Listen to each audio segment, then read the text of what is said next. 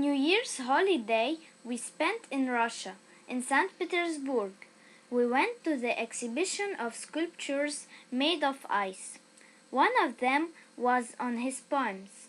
I liked this sculpture and I had an idea to tell about the famous Russian poet Alexander Sergeyevich Pushkin. He was born in 1799 and died in 1837. We have 6 academic editions of Pushkin's works at home. This editions was given to my great-grandfather when he graduated from Aviation Institute in 1938. A verse in French.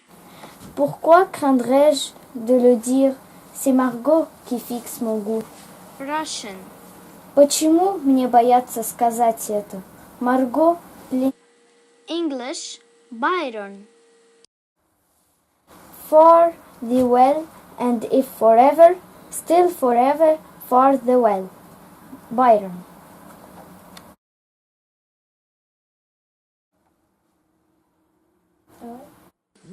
The famous letter Tatiana to Onegin.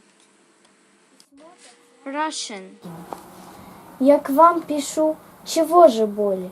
Что я могу еще сказать? Теперь я знаю, в вашей воле меня презрением наказать. On vacation, I will try to visit some places related with Pushkin, and I will show them to you.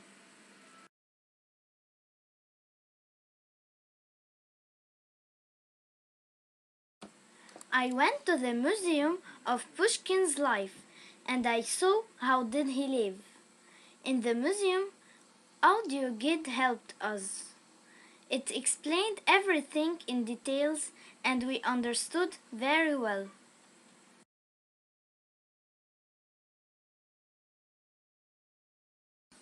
Archaeologists have found Pushkin's drafts where he wrote in 2 languages, French and Russian. He sometimes drew what he wrote about when he had a desire. He painted self-portraits, and each was quite different from previous ones. Here are dancing shoes of Natalia Goncharova, Pushkin's wife, and her veil. This picture shows Natalia and her friend. These books were written by Pushkin, but now they are erased because they were written in a very old printer. This letter was written by an anonym, but Pushkin recognized his handwriting. It was Dante's. The letter was written that Natalia is cheating on her husband. Dantes called him to a duel, but after that he wanted to cancel the duel, but Pushkin was already prepared for it. The duel took place on the Black River. Pushkin made the first shoot, and then Dantes shot him. Pushkin was seriously wounded and died 2 days later. Here is the dining room of his house.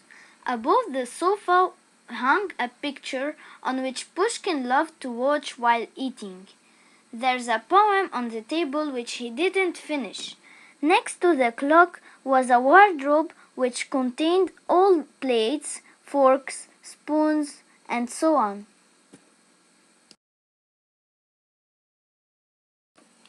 Of all the dishes were found only a bottle of cognac and her glasses given for Pushkin by his friend, a soup ladle, and a spoon. There were also found a samovar, a sugar bowl, and 3 cups of tea. In this living room, Pushkin drank with his guests tea, coffee, etc.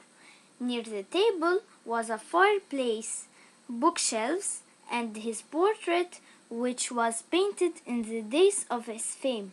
He was 28 years old. He always played the piano to entertain guests.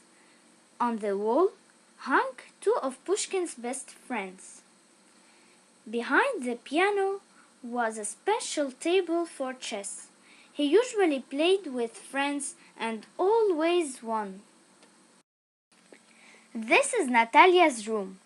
Everything here is hers, and there is her photo. This is the children's room. Pushkin's 4 children played here together and listened to stories which their nanny told for them. I am reading the poem that Pushkin wrote about his wife in French. In the children's room, there's a portrait of their mother Natalia, and under that, there's the poem and the blues of Natalia. This is the portrait of Natalia, the smallest daughter. She was only 5 months old when her father died, so artists decided to draw her portrait when she grew up. These 3 portraits were painted in the day of Pushkin's death. In the left is Maria, in middle Alexander, and in the right is Grigory. These are tricks of the children and the cage of their parrot. There are also some favorite toys of Natalia, the smallest. This is Pushkin's office. He spent days and nights here writing, writing, and writing. Under the glass lays his vest. In the office he had a library. There are large closets with books. A little higher of the clock hung a portrait of another of his best friends and 2 more. Next to them was a large favorite Pushkin's picture. He admired her while writing. Below lay a case for documents. A little further is hemp pipe for smoking tobacco. He had a very comfortable chair in which he could recline and write. In this cane was inserted a button from the uniform of Hannibal, his great-grandfather. Pushkin joked that he inherited from his great-grandfather left button and curly hair. On this couch, Pushkin liked to rest, and on this same couch he died. Pushkin's death mask and the picture painted in the time of his death. In St. Petersburg, there's 2 metro stations that have monuments to Pushkin. One of these stations bears his name. In Russian, it is called Pushkinskaya.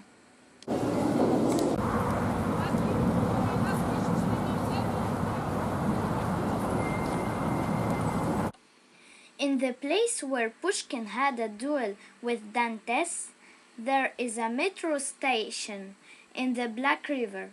Metro passengers, while passing the monument, stop and leave flowers.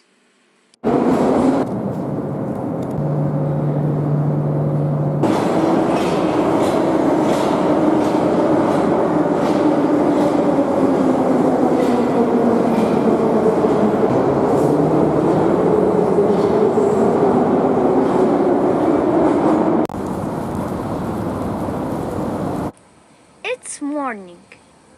In Nevsky Avenue, it's snowing.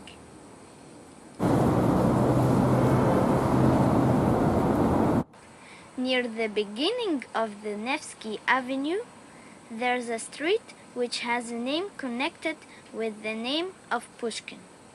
In Russia, it's called Pushkinskaya.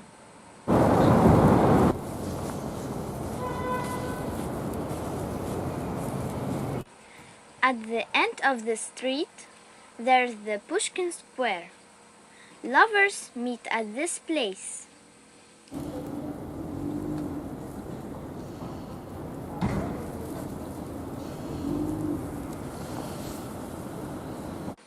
Now it's morning, so there's no lovers, but traces of their hands stayed on this monument.